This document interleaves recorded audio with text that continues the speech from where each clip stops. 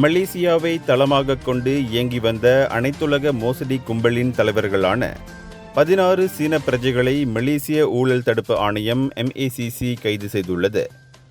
கடந்த ஆண்டின் இறுதி பகுதியில் நடத்தப்பட்ட ஆப்ஸ் டிராகன் எனும் அதிரடி நடவடிக்கையின் மூலம் இவர்கள் பிடிபட்டதாக ஆணையத்தின் மூத்த இயக்குனர் டத்தோ முகமது ஜம்ரி ஜைனுல் அபீடின் தெரிவித்துள்ளார்.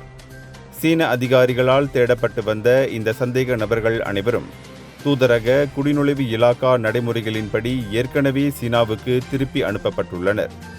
இந்த சோதனையின் போது சொகுசு கார்கள், தங்கக்கட்டிகள், வெளிநாட்டு பணம், நூற்றுக்கணக்கான கைபேசிகள் என சுமார் 3.5 மில்லியன் ரிங்கிட் மதிப்பிலான சொத்துகள் பறிமுதல் செய்யப்பட்டுள்ளன. அது மட்டுமின்றி எல்லை கடந்த நிதி மோசடிகளை கட்டுப்படுத்த அனைத்துலக அமைப்புகளுடன் இணைந்து மலேசியா தொடர்ந்து தீவிரமாக செயல்படும் என்பதை இந்த நடவடிக்கை உறுதிப்படுத்தியுள்ளதாக MACC தெரிவித்துள்ளது. இந்தியர்களின் இதய குரல் மக்களோசை.